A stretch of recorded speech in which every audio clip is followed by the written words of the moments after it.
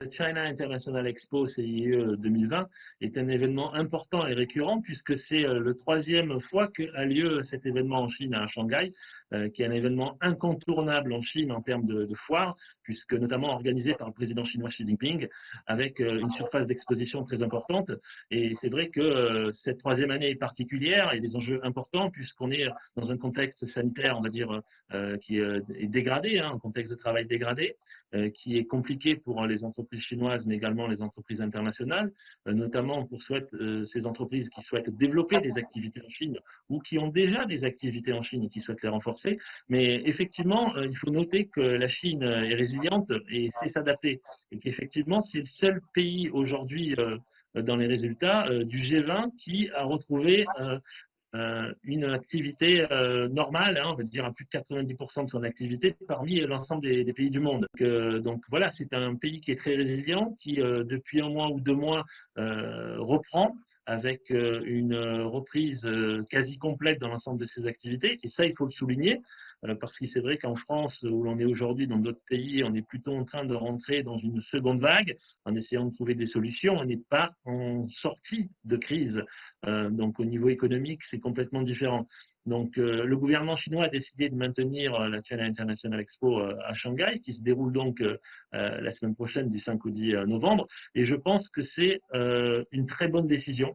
Parce qu'au regard des différents événements qui malheureusement sont annulés, c'est difficile aujourd'hui, soit comme je le disais, de maintenir des relations avec ses interlocuteurs, ses business partners en Chine. Et c'est vrai que dans une semaine, ça sera l'occasion au CIE de pouvoir pérenniser des relations déjà entreprises pour les entreprises françaises avec ses partenaires chinois depuis plusieurs années ou des relations récentes peut-être qui ont émergé, mais aussi pour des entreprises françaises qui ne connaissent pas bien encore la Chine, qui ne connaissent pas bien la culture chinoise, les codes d'affaires en Chine aussi, le marché chinois, de pouvoir y être présent avec un stand, puisque nous, au French Chinese Center, dans le cadre de mes fonctions, on a eu l'opportunité de rencontrer les organisateurs du CIE présents à Paris l'année dernière déjà, pour promouvoir et d'ailleurs efficacement le salon du CIE en Chine avec de nombreuses entreprises françaises de taille très importante de tout type secteur, mais notamment dans le secteur mode, luxe, beauté, qui ont répondu présents déjà l'année dernière. Donc on va retrouver des entreprises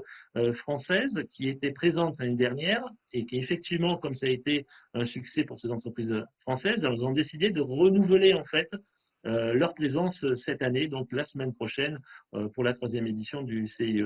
Donc la possibilité pour des entreprises françaises de se faire connaître, de découvrir les codes d'affaires, de rencontrer des partenaires chinois et d'avoir un stand pour venir présenter leurs produits. Et effectivement, aujourd'hui, dans ce cadre de contexte de crise, c'est assez difficile de pouvoir être présent en Chine, d'avoir des autorisations de voyage un peu partout dans le monde. Et là, c'est une opportunité aujourd'hui de pouvoir présenter ces produits, pérenniser et de rencontrer ces partenaires chinois, mais aussi pouvoir essayer de faire du business, de vendre ces produits auprès d'acheteurs chinois et de signer des contrats de partenariat. Moi, dans le cadre de mes fonctions de président fondateur du French Chinese Center depuis 16 ans maintenant et directeur de l'accélérateur China Booster, qui est un accélérateur qui accompagne des PME françaises et des grands groupes, hein, par exemple comme Ciblex, qui est le numéro 1 de la logistique dans le secteur pharmaceutique en Europe, mais également différents types de start-up françaises dans le secteur mode, luxe et beauté qui souhaitent se développer en Chine. Et donc, ces entreprises-là, aujourd'hui, qui viennent nous solliciter, ce qu'on s'aperçoit en premier, c'est qu'en fait, on a de plus en plus de sollicitations depuis, on va dire, le début d'année, qui matchent avec le début de cette épidémie qui est apparue en France. Donc, depuis mars-avril, on a une recrudescence des candidatures, des demandes de conseil déjà au French Chinese Center et des candidatures au sein de notre accélérateur China Booster d'entreprises du secteur mode, luxe, beauté, mais effectivement de grandes entreprises, comme je viens de le citer, dans le secteur de la logistique ou d'autres secteurs, qui nous indiquent, voilà, on souhaiterait démarrer des activités en Chine ou on souhaiterait renforcer nos activités en Chine existantes. Pourquoi? Parce qu'en fait, elles s'aperçoivent effectivement sur le conseil de nos équipes que la Chine est résiliente. est beaucoup plus résiliente que d'autres pays en ce moment, qui a un retour à l'économie qui est quasi normal, bien sûr avec des difficultés, mais très bien contrôlé par les entreprises et le gouvernement chinois aussi.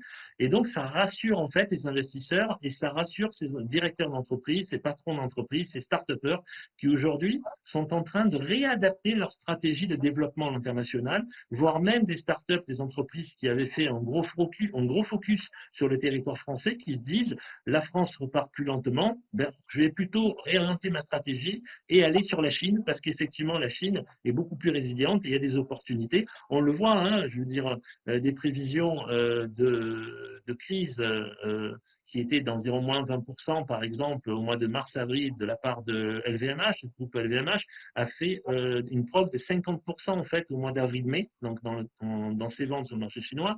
Et par exemple, Tesla a réouvert il y a déjà à peu près 2 mois, hein, le fabricant de voitures qui est très connu Tesla, avec plus de 450% de progression dans ses boutiques en termes d'immatriculation de véhicules.